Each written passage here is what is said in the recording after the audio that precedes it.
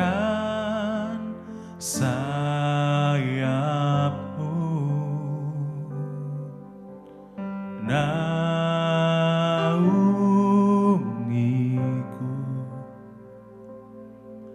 dengan kuasa-Mu di saat badai bergelora. Ku akan terbang bersama-Mu. Bapa, Kau Raja atas semesta.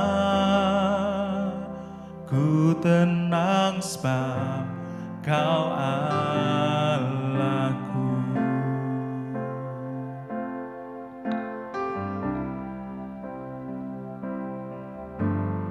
Lingkupiku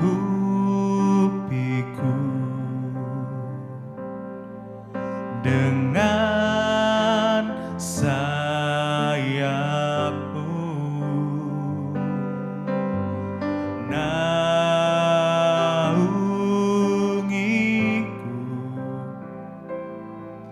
dengan kuasa-Mu di saat badai bergelora. Ku akan terbang bersama-Mu.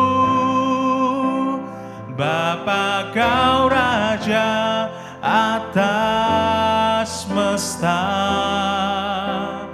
Ku tenang sebab Kau Allahku. Di saat badai bergelora, ku akan terbang bersama-Mu. Bapa, Kau Raja atas semesta. Ku tenang sebab Kau Allahku. Ku tenang sebab Kau Allahku.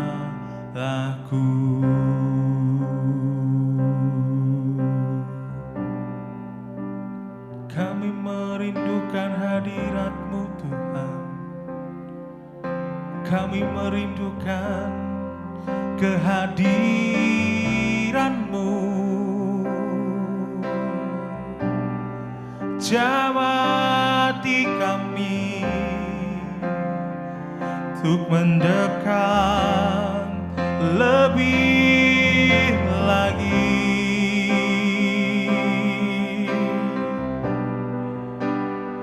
Ku mengasihi-Mu Tuhan.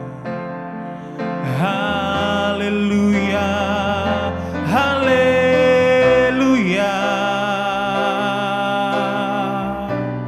Kami beri yang terbaik lewat nyanyian pujian dan pengagungan.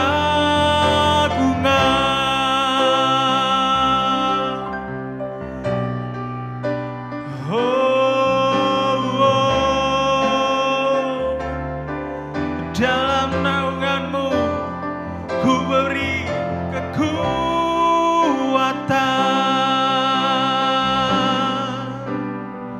Dalam hadirat-Mu Tuhan, ku diberi kekuatan, ku diberi kuasa.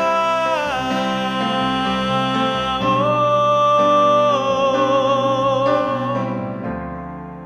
Yesus sembah Dia. Haleluya. Oh, haleluya. Terima kasih. Di saat badai bergelora,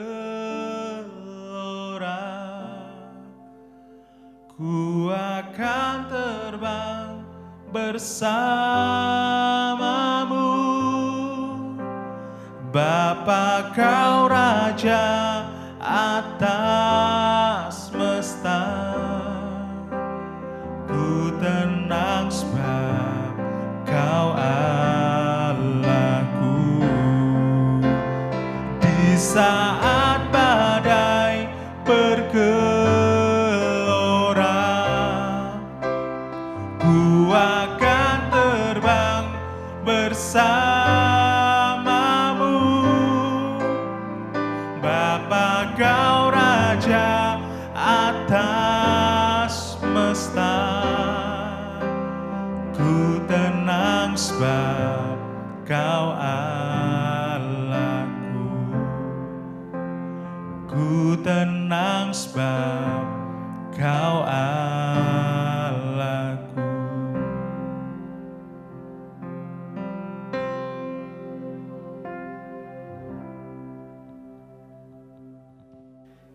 Salam keluarga muda dimanapun berada. Kita patut bersyukur kalau kita boleh masuk tahun 2021 ini. Biarlah kita memasuki tahun 2021 ini di dalam pengharapan kita kepada Tuhan. Dan sekarang ini kita akan mendasari kehidupan kita dengan firman Tuhan. Mari sebelum kita akan bersama-sama belajar firman Tuhan, kita akan berdoa terlebih dahulu. Tuhan, Engkau yang memimpin kami, Engkau yang memberkati kami. Setiap langkah kami serahkan di dalam pimpinanmu ya Tuhan. Kami tidak tahu apa yang akan terjadi tahun 2021. Namun yang kami tahu adalah Tuhan tidak pernah membiarkan kami. Tuhan senantiasa ada bersama dengan kami. Terima kasih Tuhan. Berkati firman yang akan tersampaikan pada saat ini. Di dalam nama Tuhan Yesus kami berdoa. Haleluya. Amin. Kekasih Tuhan, firman Tuhan pada saat ini saya ambil dari kitab Kisah Para Rasul pasal 28. Saudara bisa membaca mulai ayat 1 sampai ayat 10. Tetapi saya akan membacakan ayat 3 dan ayat yang keempat saja. Demikian bunyi firman Tuhan. Ketika Paulus memungut seberkas ranting-ranting dan meletakkannya di atas api, keluarlah seekor ular beludak karena panasnya api itu, lalu menggigit tangannya. Ketika orang-orang itu melihat ular itu terpaut pada tangan Paulus, mereka berkata seorang kepada yang lain, "Orang ini sudah pasti seorang pembunuh, sebab meskipun ia telah luput dari laut, ia tidak dibiarkan hidup oleh Dewi Keadilan." Saudara, kisah ini menceritakan perjalanan Paulus menuju ke Roma. Di dalam perjalanan itu ternyata di tengah laut kapal yang ditumpang oleh Paulus ini terombang-ambing, karam karena ada angin badai yang sangat luar biasa. Sehingga nakoda kapal itu tidak berani menggerakkan kapal itu dan membiarkan kapal itu terkatung-katung di tengah laut semalam-malaman. Saudaraku yang dikasihi Tuhan. Dan akibatnya kapal itu karam.